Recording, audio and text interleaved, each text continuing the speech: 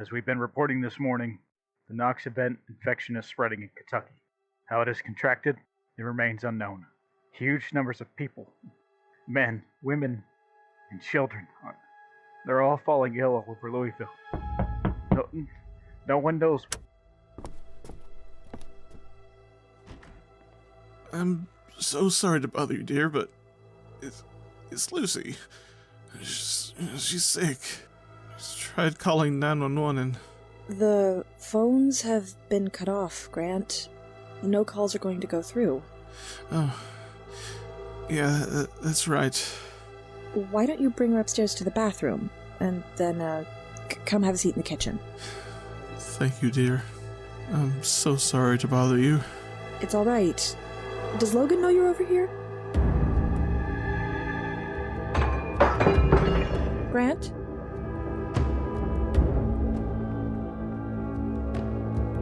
Is everything okay? Grant! No!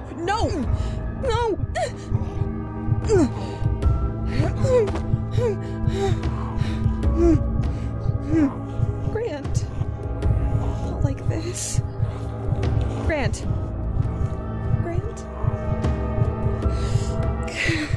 Come on, Grant.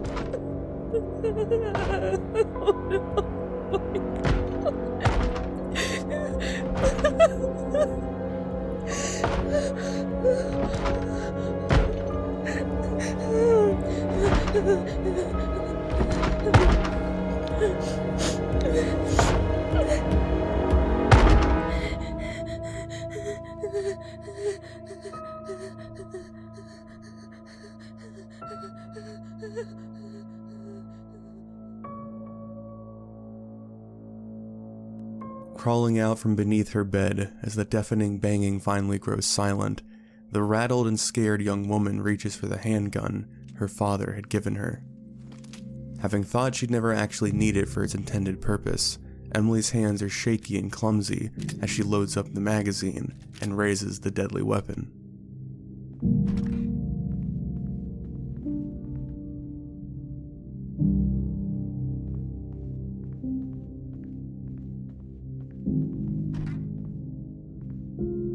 Staring down at the now motionless corpse sprawled out across the dim bathroom, Emily's eyes fixate on the mangled state of Grant and Lucy, their faces near unrecognizable after their mindless battering. Battling a rise of numbness and shock as she silently attempts to shut herself off from the outside world, Emily eventually finds herself in front of the TV once again, bearing witness to the collapse of the world.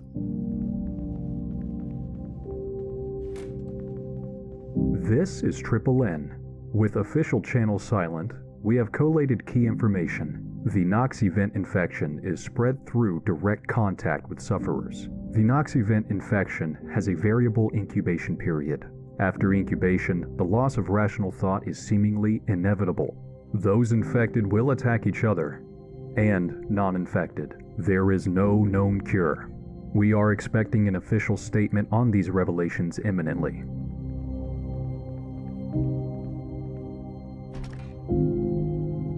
Unable to leave the question unanswered of how her neighbors had become infected, the diligent and instinctual doctor pushes past her rising emotions as she begins to strip and examine the two silent samples.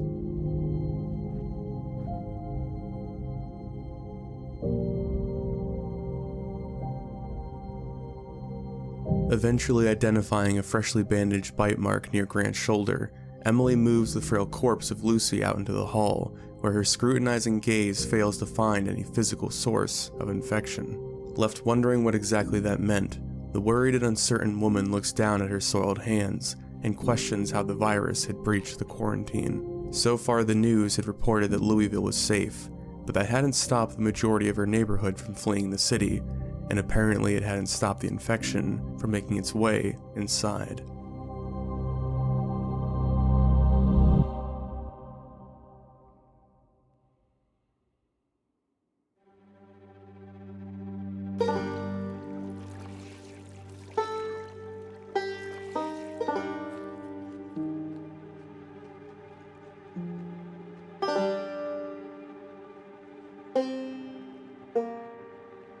This is NNR.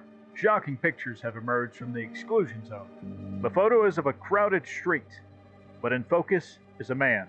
His age 30, his clothing bloodstained. One arm is raised as if in greeting, and the other is missing. He is bloody, covered in what would appear to be bite marks, or perhaps wounds inflicted by a bladed weapon.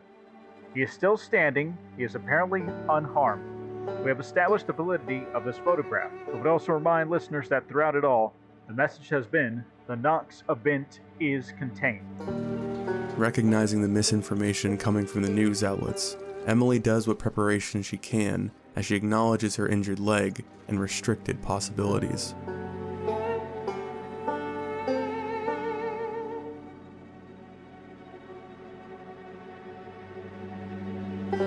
Still too uncertain to leave her home, the fledgling doctor retrieves her medical literature in an attempt to make sense of all that was happening.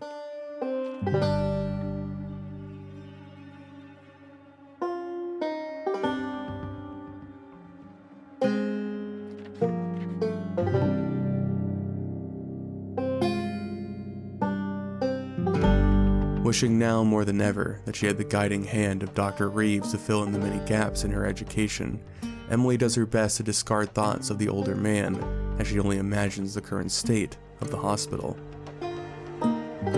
Wrapped up in her own mind as the sun sinks beneath the horizon, Emily struggles to come to terms with the fact that she'll be sleeping under the same roof as two corpses, though even that gruesome reality was far preferred over whatever awaited her outside.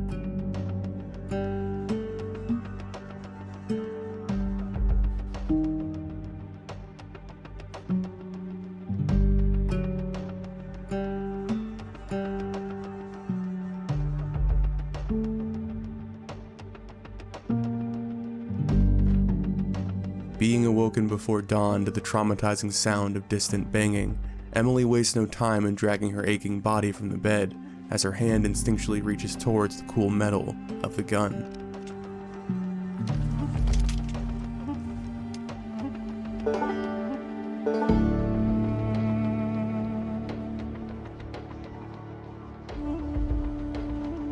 Clearing her home with a sigh of relief, she discovers the source is coming from the next house over, which is enough to put her mind at ease as she painfully crawls back upstairs to hide amongst her worn books.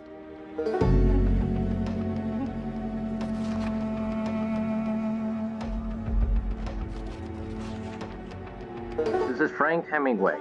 We've got a witness. Where have you been, Joe? The military base. Inside Knox. They said it was a quarantine. Then one day we woke up, doors unlocked, soldiers gone. But in the main dorm, in the hall, blood and changed people. What don't they want us to know, Joe? What you already do know. Like in the photos, the first sickness, it killed. But it didn't kill enough. They got sick. They went crazy. They died. Then they went for my fucking throat. Is everyone infected? I think so. I think they all got it. We were lucky.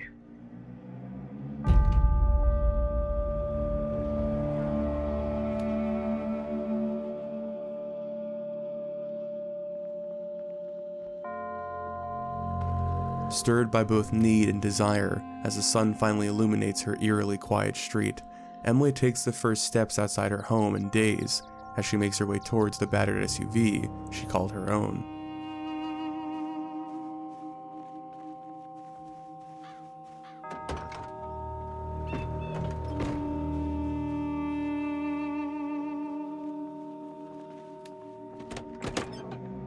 Hoping to now make her way out of the city like many of her friends, Emily inserts the key into the ignition only to find her engine sputtering as her fuel gauge reads empty. Assuming someone had siphoned her gas and now aiming to do the same, the trapped doctor spots two idle silhouettes lingering at the end of her street. Praying they leave her alone as long as she keeps her distance, Emily starts to hobble down the sidewalk in front of her neighbor's home, her eyes locked on the three vehicles that hopefully still held enough gas to get her out of the city.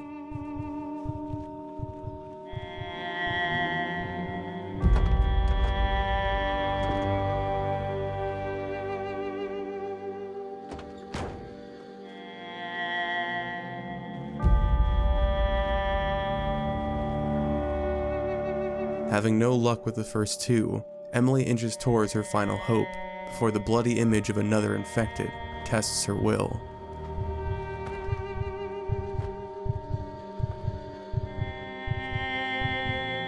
Retreating back into the comfort of her home as she hopes that the mindless threat deals with itself like the others, Emily hefts the empty can onto her washing machine and attempts yet again to think her way out of this precarious situation.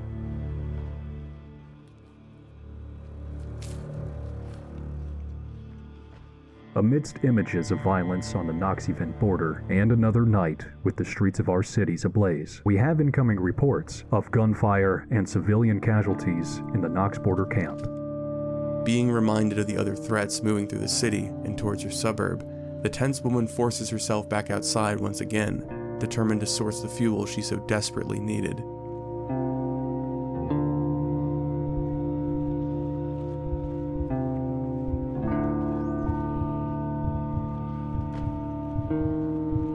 Fleeing once more at the sight of the violent infected, Emily briefly believes she can ignore it yet again before the shattering of glass and hungry growls haunts her footsteps.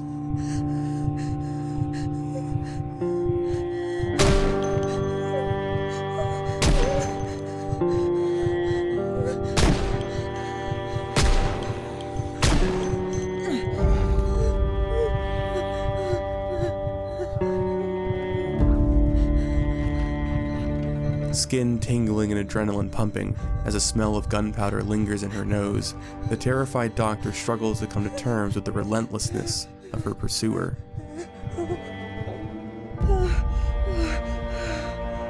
Briefly calming down as it sounds as though the attacker has moved on, the sudden crashing of her window makes it clear that she couldn't ignore this threat.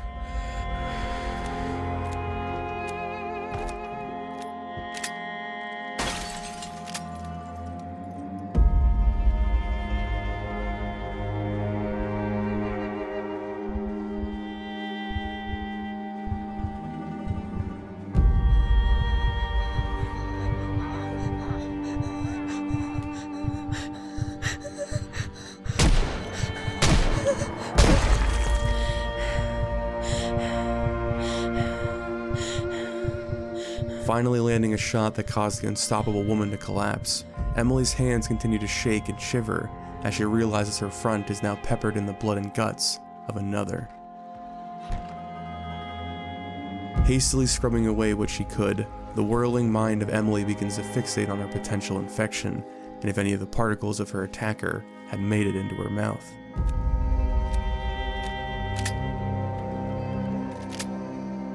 Unwilling to let her efforts now go to waste, as the blue truck assumedly stands clear, the conflicted woman once again picks up the empty gas can and forces her feet back onto the street.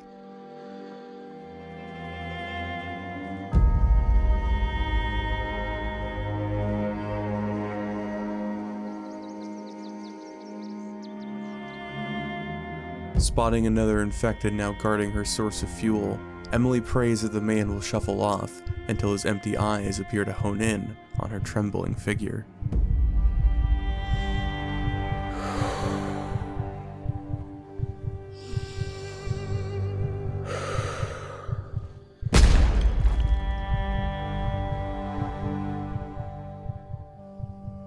Shoving down the emotions still swirling in her chest as she shuffles past the fresh corpse, another devastating blow comes as she discovers the final vehicle had also been sucked dry. Having little time to come to terms with this setback, another shambling silhouette begins to track her down the quiet street, causing Emily to begin painfully limping on her leg as she tries to lose them amongst the other homes.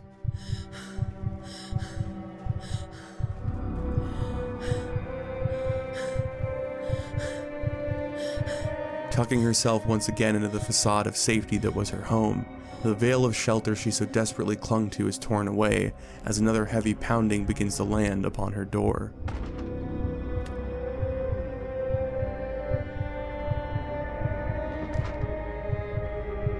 Realizing she no longer had the heart to face down another attacker, the spent and tired woman retreats back upstairs and hoped that this nightmare would end and her tormented mind would wake up at any moment. Left alone in her neglected gym as the pounding continues downstairs, Emily's rational mind comes back to reality as she recognizes her likely mortality and chooses to leave her mark. My name is Emily Martin. I'm a resident at Louisville General Hospital, and as far as I know, I haven't contracted the virus known as the Knox infection. I keep trying to find a way to explain what is happening, but every word I can conjure pales in comparison to the horrors I've seen, the horrors I've done. I don't know what good confessing will do now, or if there's anyone still around to confess to, but I killed a woman. One of the infected. She wouldn't stop coming at me. Her eyes were empty. She wasn't going to leave me alone, so I put her to rest. There was a man, too, standing in the street. I thought there'd be gas in the vehicle behind him, but I didn't have to kill him. He's still laying out there. I don't know who he is. I don't recognize him, but I suppose everyone I knew evacuated the city a while ago. I want to get my SUV topped off so I can get to my parents, but they were caught in the exclusion zone. I haven't spoken to them in weeks, and with the reports on the news, they're probably dead. Or worse. I don't know what to do. I don't know if I'm going to die. I just don't know. Emily. Subconsciously dragging the bodies of her victims out of view, the tireless and inquisitive nature of her mind comes forward as the practice of writing reminds her of her usual note-taking. Subject 004.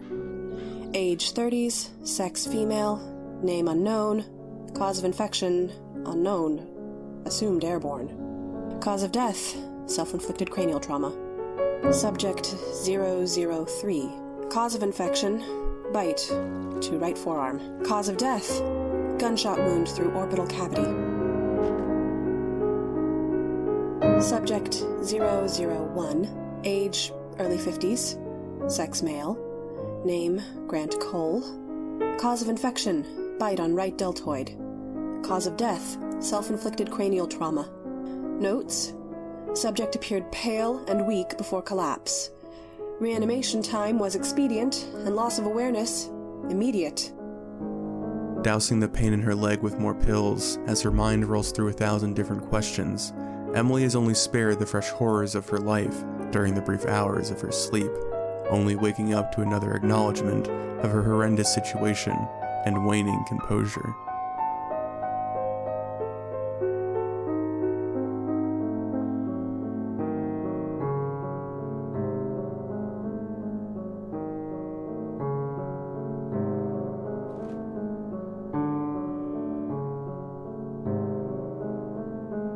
Coming to terms with her limited mobility and food supplies, the wary woman works through her minimal options before swallowing a bitter pill that makes her stomach turn.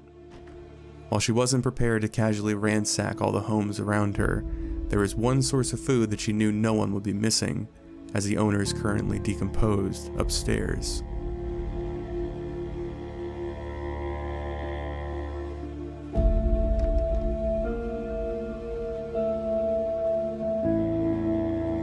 Immediately feeling her skin crawl as she enters into the familiar space and smells the unmistakable scent of Lucy's perfume, Emily forces her mind to the task of filling her grocery bag before her attention turns to the rest of the home.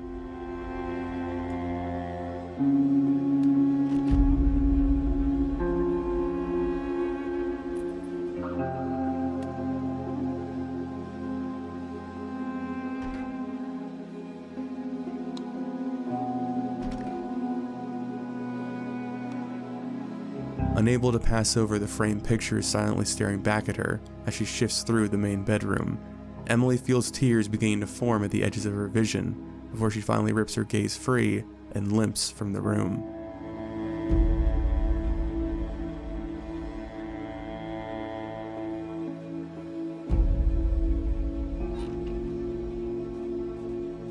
Scurrying back to her home as the early hours of dawn still offer the cover of darkness, the struggling doctor feels the burden in her hands growing heavier and heavier with each step, as if the weight of all that had happened had crawled into her plastic bag.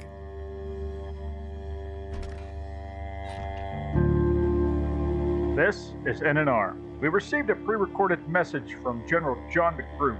This is addressed to those unaffected by the second wave of the Nox infection. The disease will not spread to you as it has to others, but through fluid contact, by which I mean bites. It surely will. The time has come to bear arms against this threat. They may be your family. They may be your friends. Do not hesitate to pull the trigger. General John McGrew, out. You are watching yesterday's pictures from the military and evacuee camp of the exclusion zone border. A huge crowd emerges from inside the event zone, attacking evacuees and military representatives alike. TripleN has heard reports of other mass population movements elsewhere in the zone. We are trying to get in contact with our ground correspondent. If you're just tuning in, prior to these horrendous scenes, there was conflict between U.S. military officials and civilian parties. There was gunfire and, we believe, explosions. Now, a huge wave of infected has... Oh God. Are you seeing this too? This can't be real. The Nox event boundary has been broken. There's just so many of them. Jesus Christ.